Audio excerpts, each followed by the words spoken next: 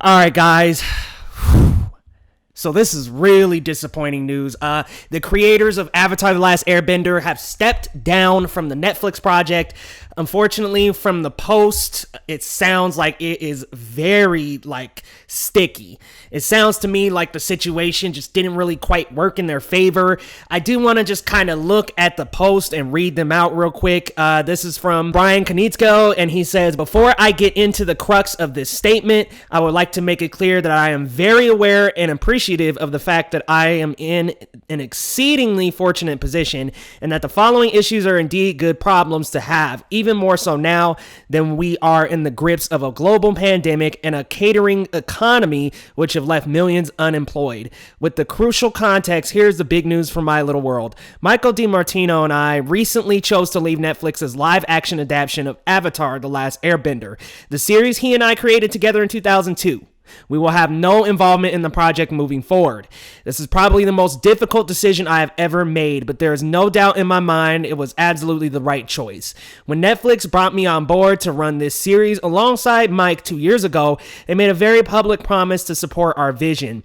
Unfortunately, there was no follow-through on that promise. Though I got to work with some great individuals, both on Netflix's side and our own small development team, the general handling of the project created what I felt was a negative and unsupportive environment. To be clear, this was not a simple matter of us not getting our way. Mike and I are collaborative people. We did not need all of the ideas to come from us. As long as we felt these ideas were in line with the spirit and integrity of Avatar, we would have happily embraced them. However, we ultimately came to the belief that we would not be able to meaningfully guide the direction of the series.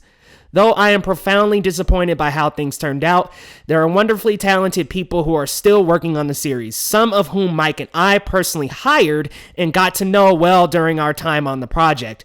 We worked very well together towards a shared dream of how special this adaptation could be. I want to see them employed, and I hope they get the chance to do their best work on the series. Perhaps the team that remains might still be able to make something fans of the original and entirely new audience can enjoy." So what does it sound like, guys? To me, it sounds like The Last Airbender, take two. Let's be real here. The Last Airbender divoted away from the meaning and true feeling of Avatar. They pronounced names wrong, things were different. It sounds to me like Netflix wanted to make some changes that absolutely weren't in the works for anything Avatar. It didn't line up with how the creators of the series felt the series should have been told.